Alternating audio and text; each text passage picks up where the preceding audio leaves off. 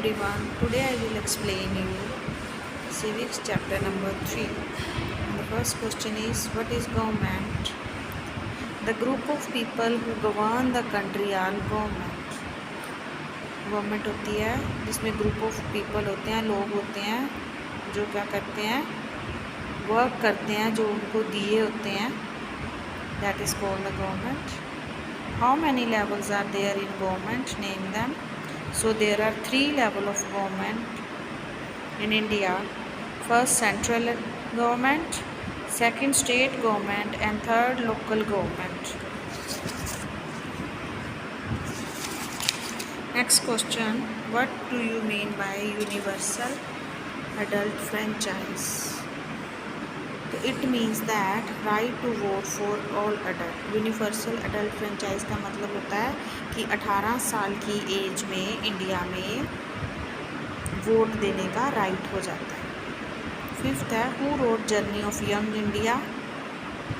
ये किसने लिखी थी? तो Mahatma Gandhi wrote the journey of Young India. So long question answers. I will start from the long question answer. These questions are in book also. What do you understand by the word government? List 5 ways in which you think the government affect your daily life. So the group of people who govern the country is called government, and the government affect our daily lives through following ways. हमारी life को effect करती है government. Number 1 है, it protection boundaries of the country. ये हमारी country की जो सीमाएं हैं, बाउंड्रीज़ हैं, उनको प्रोटेक्ट करती है, उनको सेव करती है.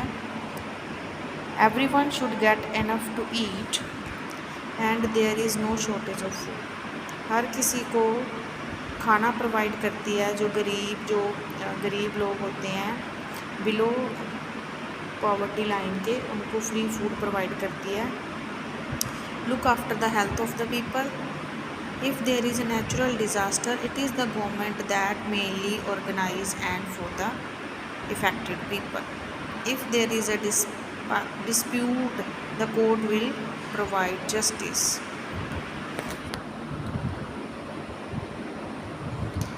लोगों की हेल्थ का ध्यान रखती है. गवर्नमेंट हॉस्पिटल्स खुलवाती है.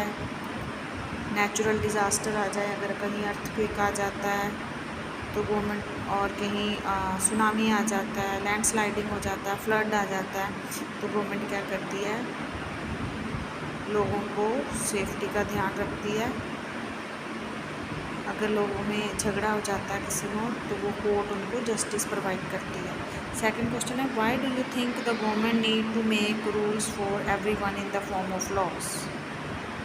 सो the answer is, it is necessary for the government to make rules for everyone in the form of laws, because when human beings live and work together, some kind of organization and decision have to be made. Second point, some rules have to be made in order to control the resources and protect the territories of a country so people can be safe and secure. जो government है rules क्यों बनाती है सभी लोगों के लिए, और वो कंपलसरी क्यों होते हैं उनको फॉलो करना? जब लोग इकट्ठे रहते हैं, वर्क करते हैं इकट्ठे, तो एक ऑर्गेनाइजेशन में रह के वो वर्क करते हैं ताकि डिसीज़न लेने में आसानी हो. कुछ रूल्स जो बनाए जाते हैं वो लोगों की सेफ्टी को ध्यान में रख के बनाए जाते हैं. अपनी कंट्री की टेरिटरीज़ को, बाउंड्रीज़ को प्रोटेक्ट करने के लिए बनाए जाते हैं, जो कि लोगों के लिए सेफ और सिक्योर होते हैं. Third question, name 2 essential feature of a democratic government. क्या क्या फीचर है एसेंशियल 2 एक डेमोक्रेटिक कंट्री के लिए? So the answer is, the 2 essential feature of a democratic government are, people have right to elect government through election, universal adult franchise. लोग जो अपना representative elect करते हैं वो इलेक्शन के थ्रू करते हैं. और नंबर सेकंड फीचर है यूनिवर्सल अडल्ट फ्रेंचाइज. 18 साल की आयु से सभी को वोट देने का राइट है.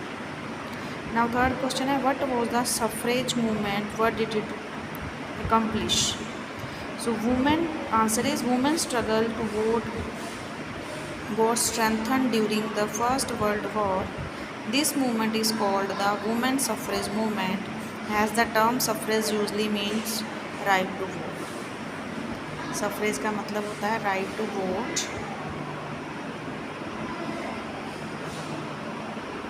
तो this movement is started by the womens. पहले टाइम पे क्या होता था, वुमेन्स को वोट देने का राइट नहीं होता था, ओनली जो रिच पर्सनस होते थे, एजुकेटेड पर्सन होते थे, वो ही वोट देते थे। तो ये मूवमेंट इसलिए स्टार्ट किया गया। The suffragette demanded the right to vote for all women and to get their demands heard, they claimed themselves to realizing in public places, they chained themselves, उन्होंने टुगेदर इकट्ठे किया पब्लिक प्लेसेस पे, rally करना in public places. Many suffragettes were imprisoned and went on hunger strike and they had to be fed by force. American women got the right to vote in 1920, while women in the UK got to vote on the same terminal as men some year later in 1920. तो सफ्रेगेट्स ने demand की थी right to vote की। कई लोगों ने धरने किए, स्ट्राइक की, भूख हड़ताल पर चले गए। सो अमेरिकन वुमेन को राइट मिला वोट का 1920 में, और यूके की वुमेन्स को जो वोट मिला, राइट मिला वोट का, वो मिला 1920। So this is the explanation of chapter number 3 class 6 subject civics. अगर आपको ये मेरा लेक्चर अच्छा लगे तो आप इसको लाइक कर देना, अपने फ्रेंड्स के साथ शेयर कर देना। Thank you and have a nice day.